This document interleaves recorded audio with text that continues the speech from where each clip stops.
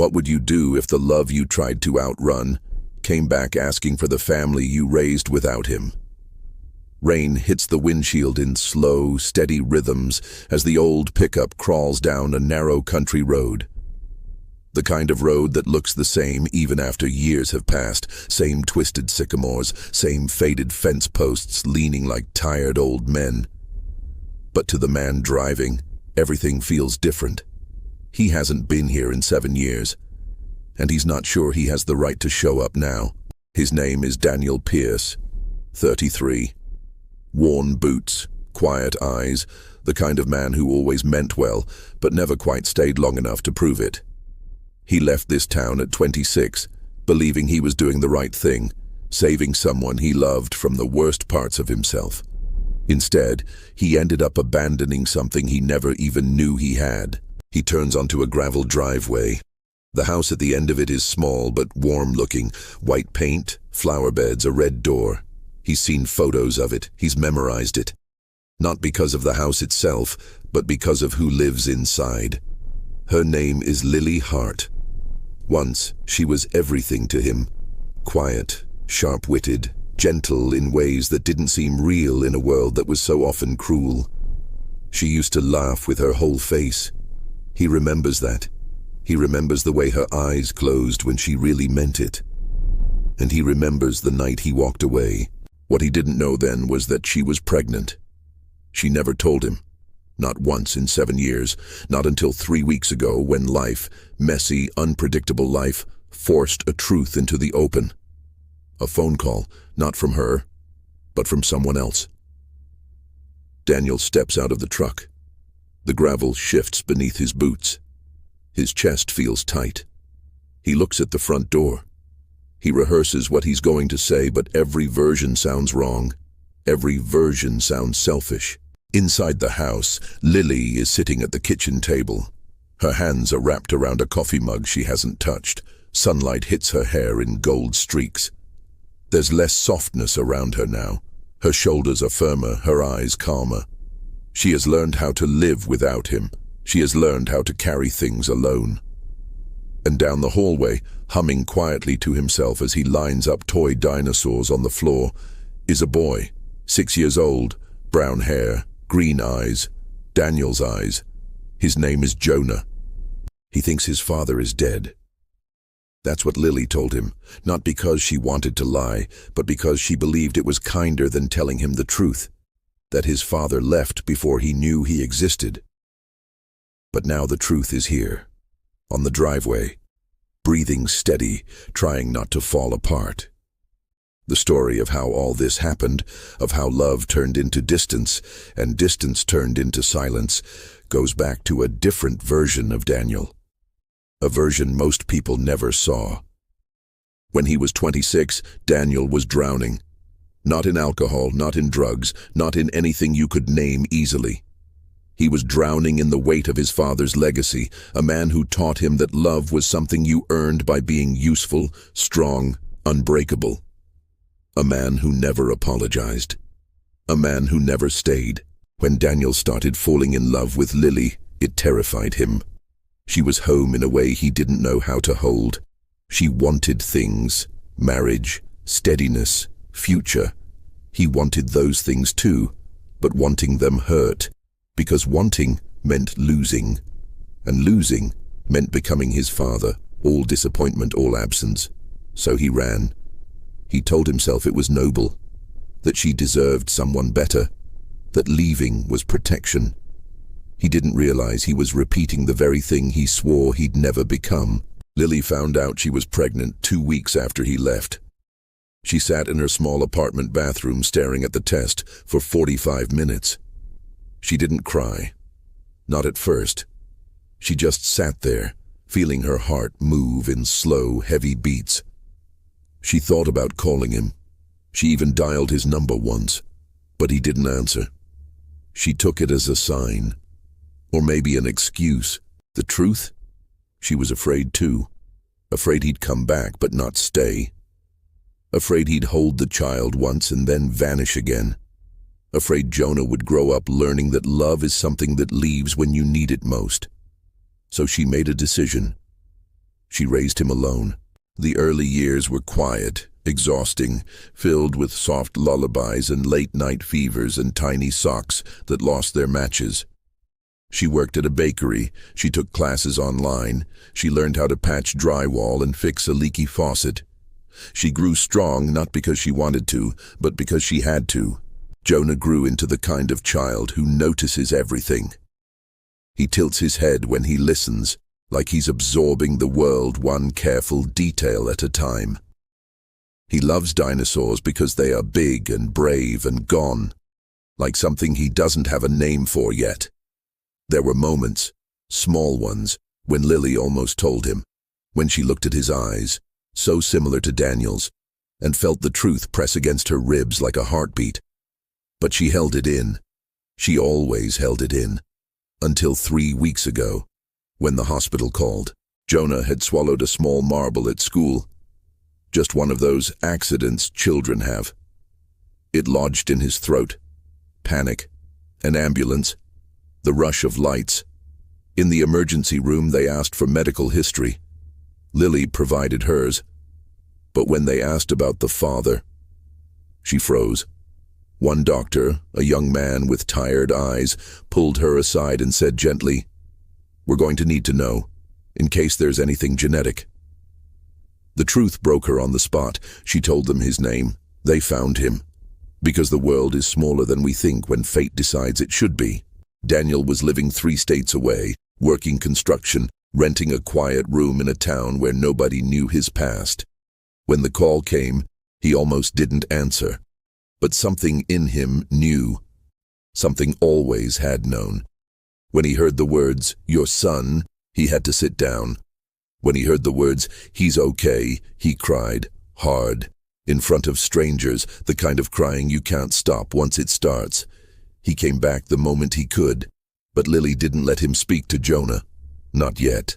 She wanted to think, to protect, to decide. So now he stands here, on her driveway.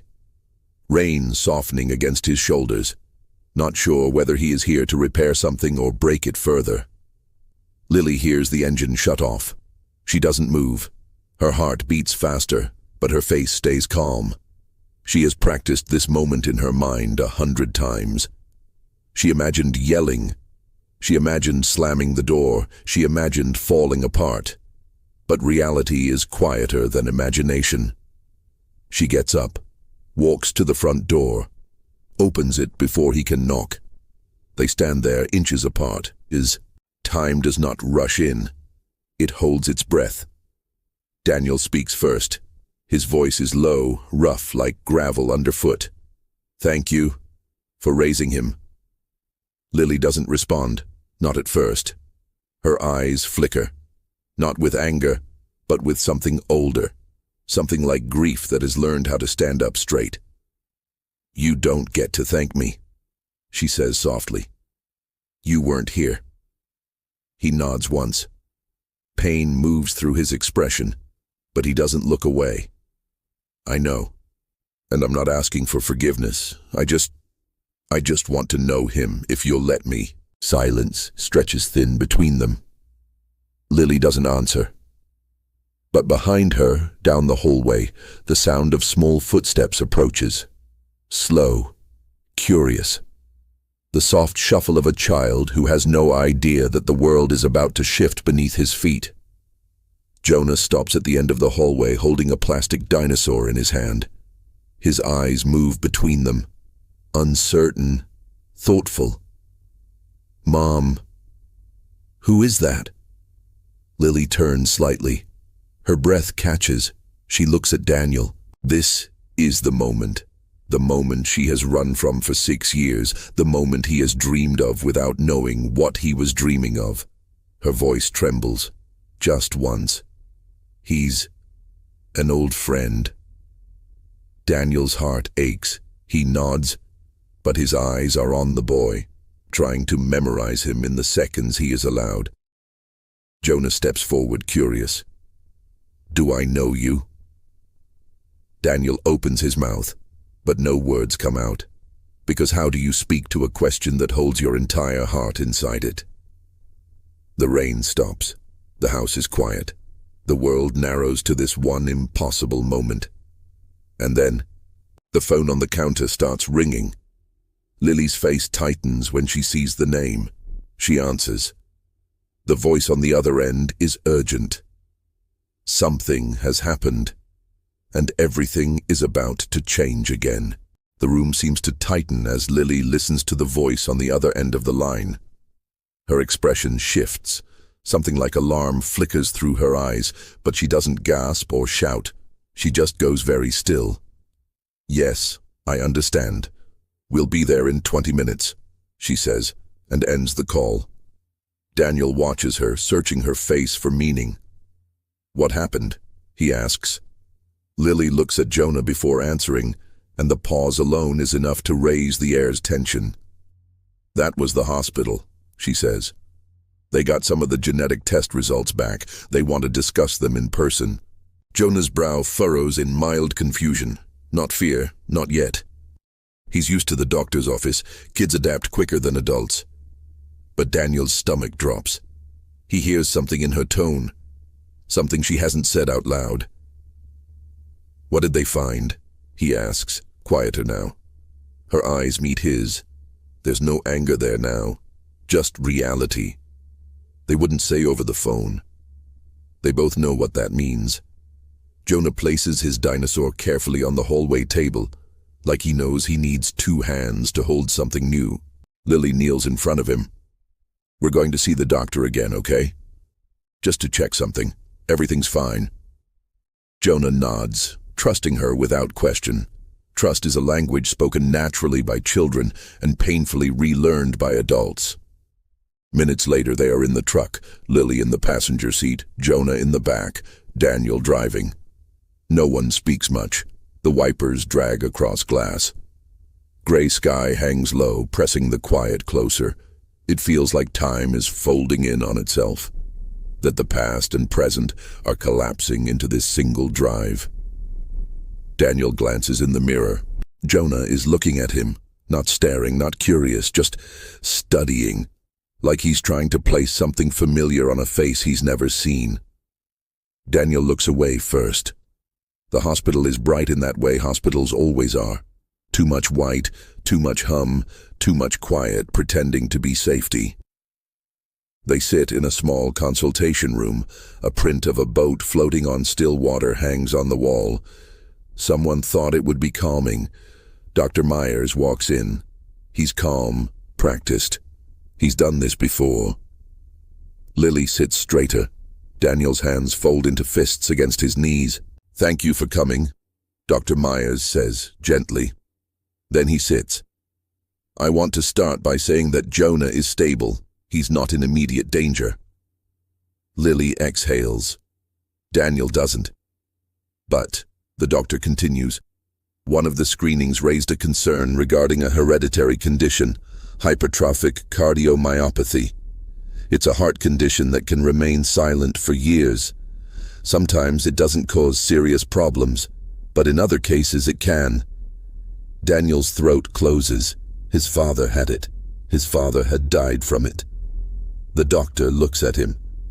You mentioned your father passed away relatively young. Daniel nods once. 43.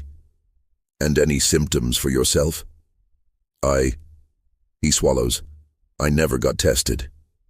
The doctor's face shifts in understanding, like puzzle pieces just clicked into place. We'll run further evaluations for both of you, he says.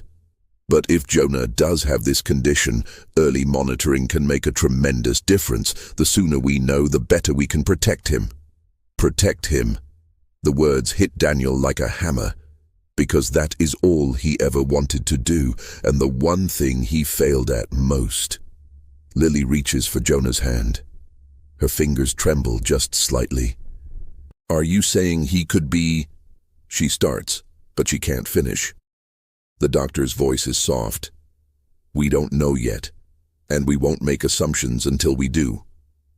After the appointment, they step outside into a wind that smells like rain waiting to fall again. Jonah is quiet, his hand still in Lily's, but his eyes are on Daniel, steadily now. It's Lily who breaks the silence. You should come with us, she says, for the tests. It isn't forgiveness, it's necessity. A door cracked open not by forgiveness but by circumstance. Daniel nods. For a moment they stand there like 3 points of a shape that hasn't formed yet.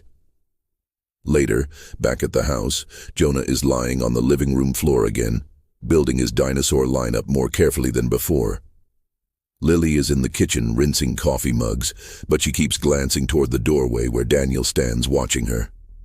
He wants to say something, anything. Apology, explanation, story. But the truth is none of those would matter. Words can't erase absences. They only reveal them. Why didn't you tell me? He asks eventually. His voice is soft, not accusing. Lily doesn't turn around. Her shoulders rise on a breath, fall on the exhale. You left because you thought you were poison, she says. Because you thought loving me would break me. Don't pretend you would have stayed if I told you. He says nothing, because she isn't wrong. She turns slowly now, leaning her hip against the counter, arms crossed, not defensive, just holding herself. And then time passed, and it got harder. Every year I didn't tell you made the idea of telling you feel like ripping the world open. He steps closer, not too close, just enough. I would have tried, he says. She closes her eyes.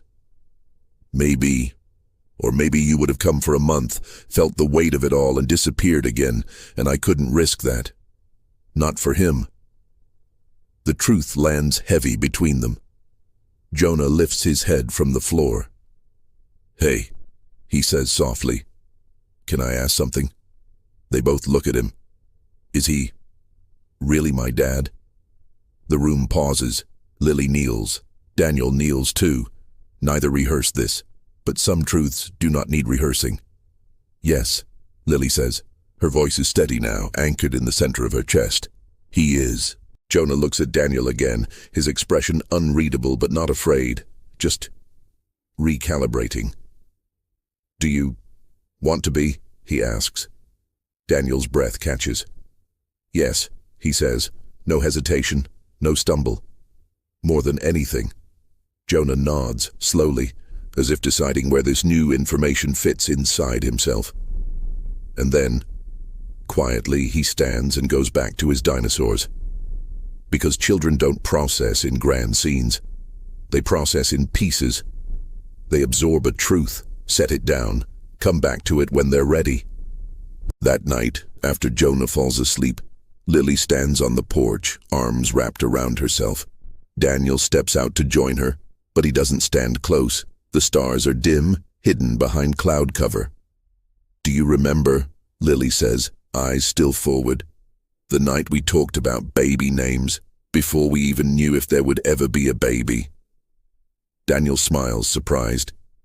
I remember you wanted something strong, something with roots. Jonah means dove, she says. Peace.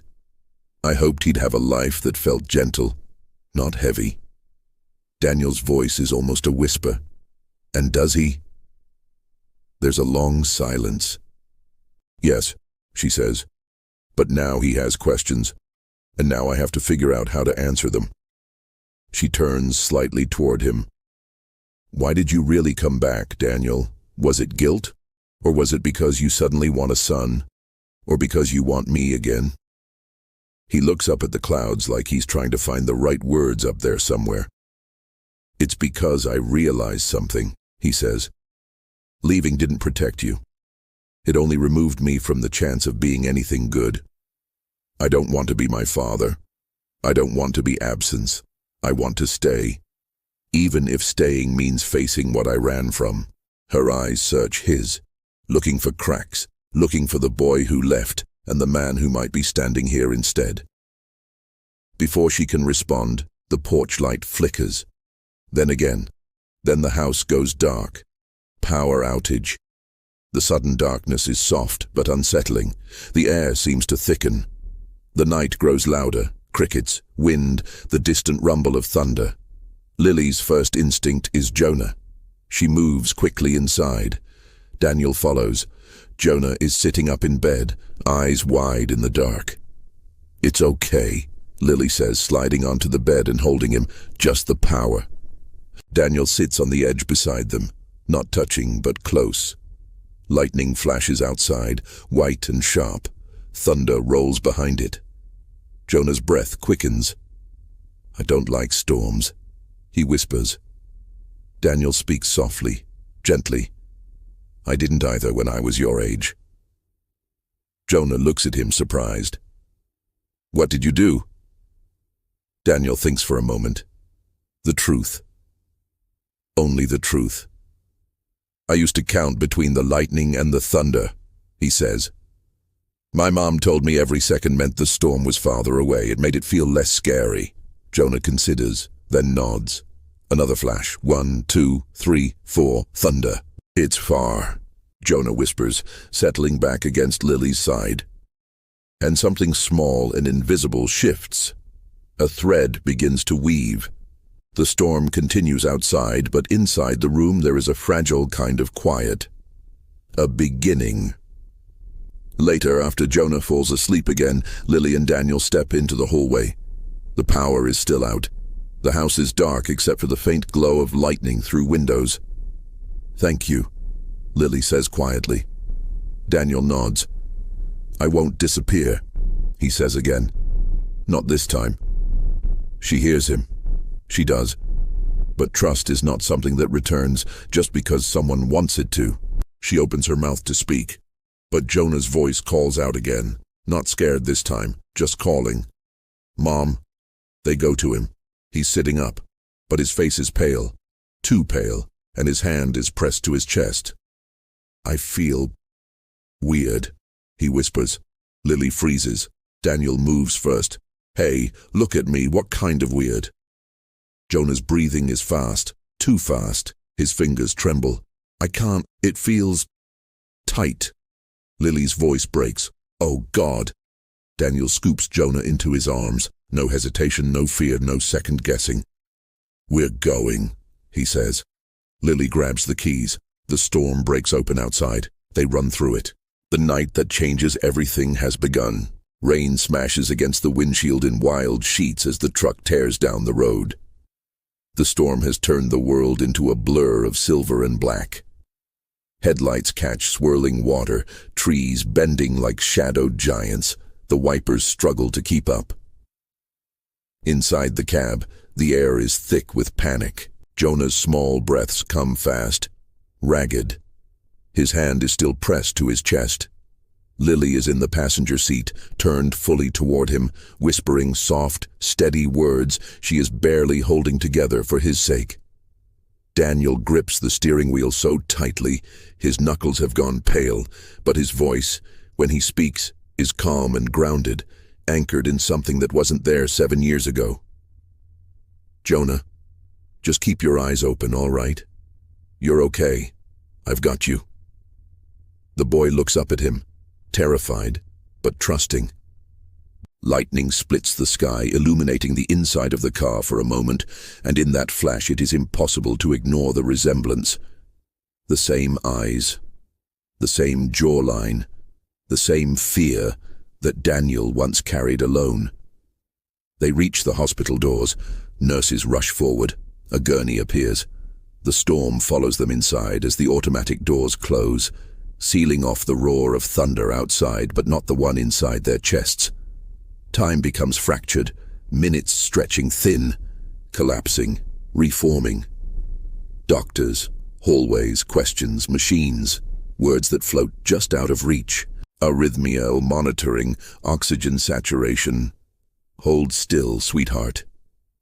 Lily stands close to the hospital bed, her hand gripping Jonah's so tightly the bones show white beneath her skin.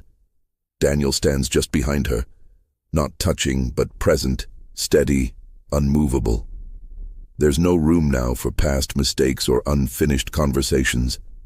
There is only this moment, only the boy struggling to breathe. After what feels like hours and no time at all, a doctor steps away from the monitors, her tone measured. "He's stable. We've prevented the episode from worsening." Relief hits like a wave so powerful, Lily nearly collapses into the chair beside the bed.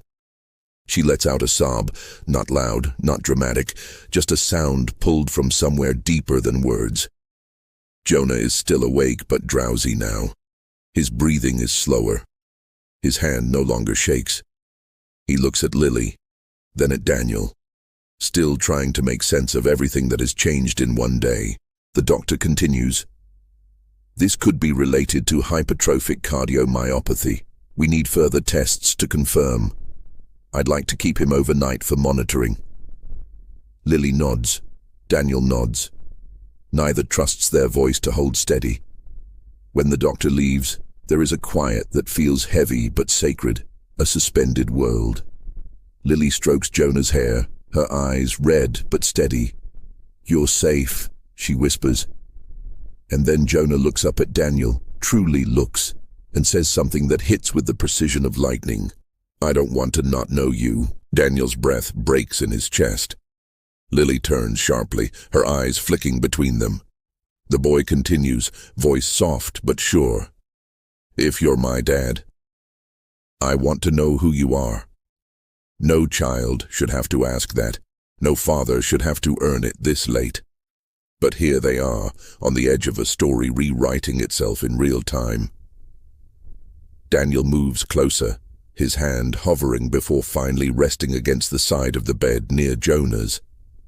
You will, he promises. And this time, he knows he means it. The storm outside begins to soften. Rain becomes steady instead of violent. The room goes dim as night deepens. Eventually, nurses guide Lily to the overnight cot and bring blankets. They offer the same to Daniel. He shakes his head. I'll stay awake, he says. Lily doesn't argue. She is too tired, too depleted. She lies beside Jonah, her hand still on his chest, counting each breath without realizing she's doing it. Daniel stands by the window, watching the rain streak down the glass. The hospital hallway hums with machines and muted voices. His reflection in the glass doesn't look the same as the man who walked away 7 years ago. He looks older. He looks like someone who has lost things, someone who understands now what leaving really costs. Hours pass like slow-moving clouds. At some point, Lily wakes. She sees him standing there, shoulders heavy, eyes distant. Why didn't you ever come back? She asks quietly, not accusing, just raw curiosity, asked softly in the dark. Daniel doesn't turn around. His voice is tired, not with exhaustion, but with truth. Because I was ashamed, and because I thought you were better without me. Lily sits up slightly. You weren't right. No, he agrees. I wasn't. She studies his back. The way his posture has changed, the way he holds himself now, not to look strong, but because something in him has finally stopped running. What happened to you this last year? She asks. This time he turns. His face is open, unguarded in a way she has never quite seen before. My father died, he says, and I realized I didn't know him. Not really. I didn't know what he loved or feared or regretted. I didn't know him, and he didn't know me. He was just absence, a shape of a person I spent my life trying not to resemble. His voice cracks, just once. I didn't want that to be my story or my son's. Silence, heavy, thick, truthful. Lily looks down at Jonah's sleeping face, at his hand curled loosely over her arm. You should have come back, she whispers, not a wound, not an accusation, just a fact that now belongs to both of them. I know, Daniel says, and I'm here now. But I'm not asking you for anything, not forgiveness, not a second chance. Just let me show up. Let me show him something better than what I learned. Her breath shakes. There are no answers in this moment, only wait, only possibility. Morning comes slowly, with pale light seeping through blinds. Nurses return, monitors beep softly. Jonah wakes fully. The day feels fragile but steadier than the night.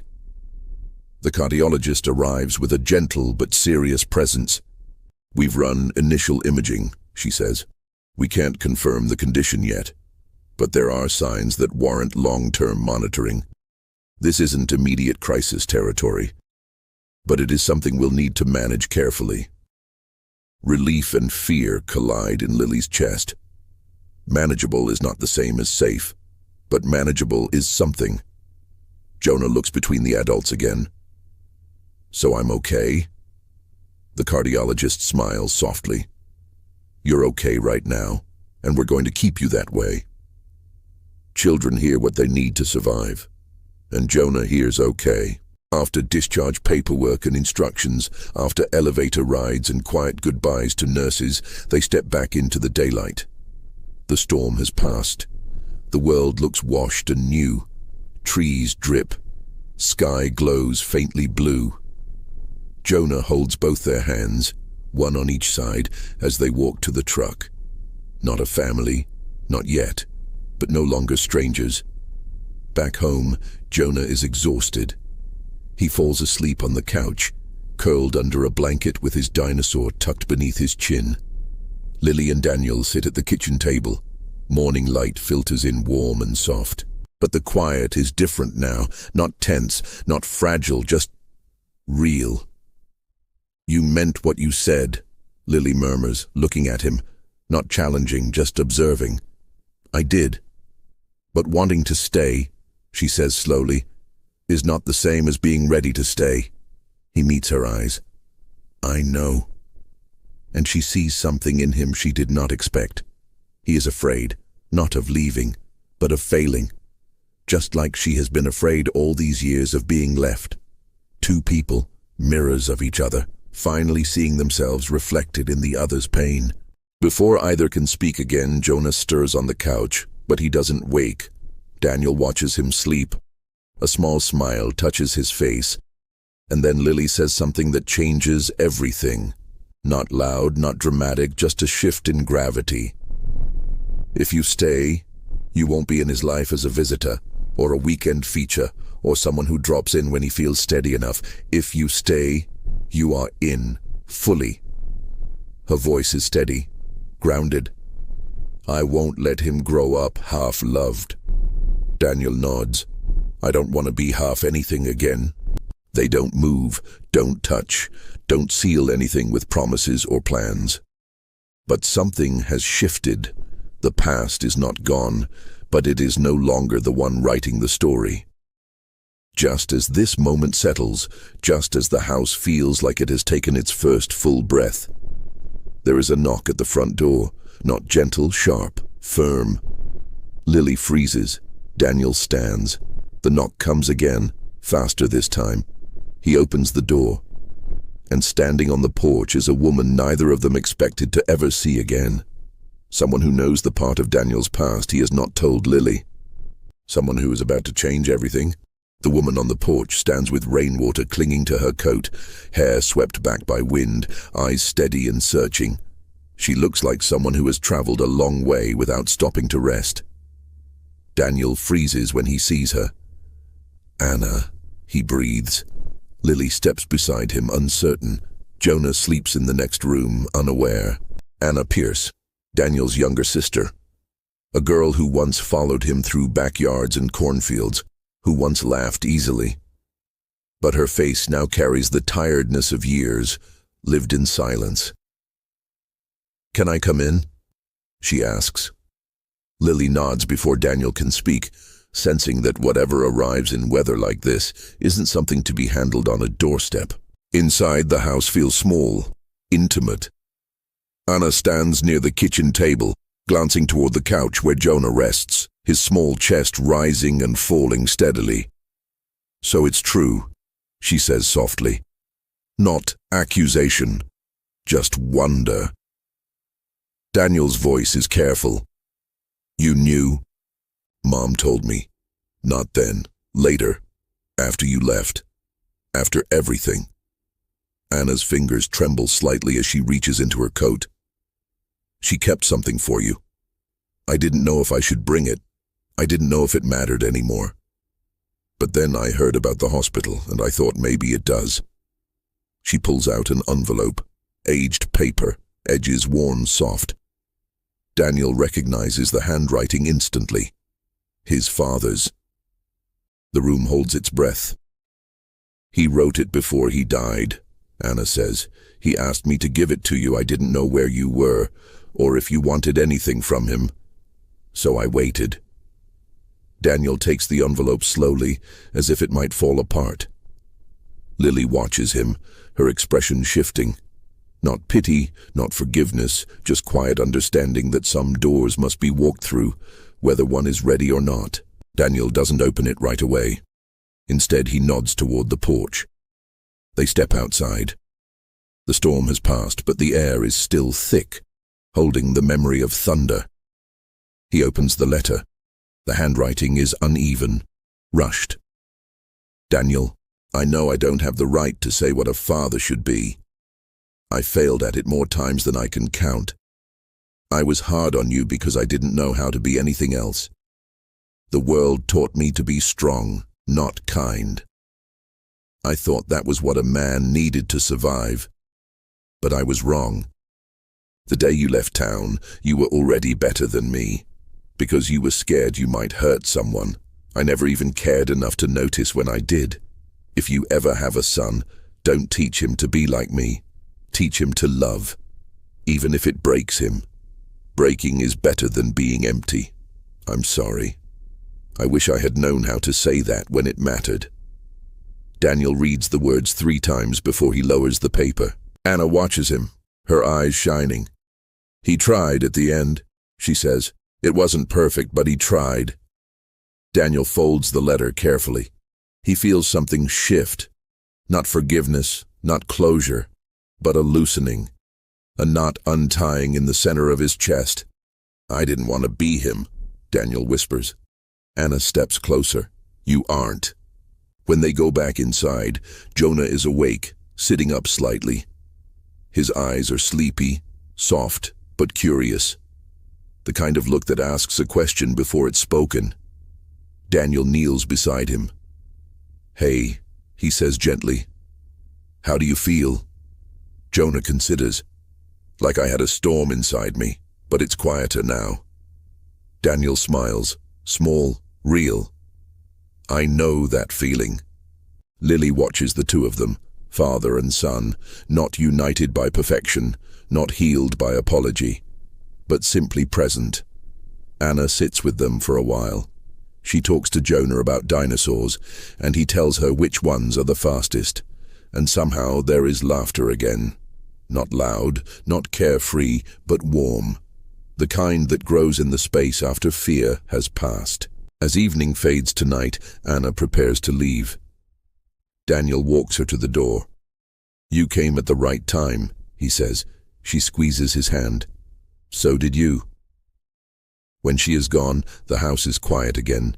Jonah sleeps in his own bed this time, breathing easy. Lily watches him from the doorway, her posture relaxed in a way it hasn't been in days. Daniel stands beside her. They look at Jonah the way parents do when the world has recently reminded them how fragile life is. "Do you still think you'll stay?" Lily asks, voice just above a whisper. Daniel doesn't answer right away. He watches the rise and fall of Jonah's chest. He feels the letter in his pocket, light as breath and heavy as memory. "Yes," he says. "I stay.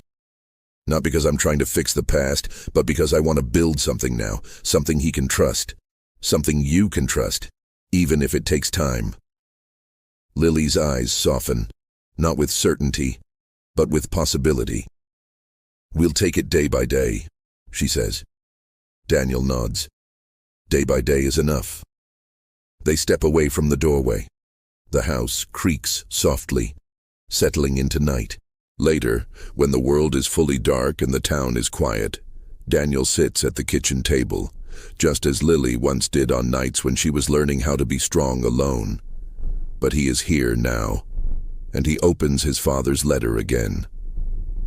The last line echoes through his mind, "Breaking is better than being empty." He thinks of the years he spent closed, hardened, convinced that love was something he had to protect others from. He thinks of the boy sleeping down the hall who looks at him with curiosity instead of resentment. He thinks of Lily, who held the world together with bare hands, quiet strength, and no applause. Love was never something that broke him, fear was, and now, finally, he is tired of fear. In the dim light of the kitchen, he whispers to no one, "I will not leave." There is no thunder now, no storm, just the soft hum of a refrigerator and the steady breathing of a sleeping house. Morning will come, and with it questions, challenges, moments of doubt, and moments of grace. Nothing will be perfect. Nothing ever is. But the path forward is clear, not paved, not certain, but chosen. And choosing is everything. Sometimes the hardest person to forgive is the one you used to be, and sometimes the bravest thing a heart can do is open again. The scene quiets, like the final shot of a film slowly fading to black. A child safe in sleep. A mother leaning into hope. A father learning to stay. And the question that lingers in the air long after the story ends. What does it mean to love someone, not in spite of your fear, but through it? The camera doesn't answer, it just holds the moment and lets it breathe.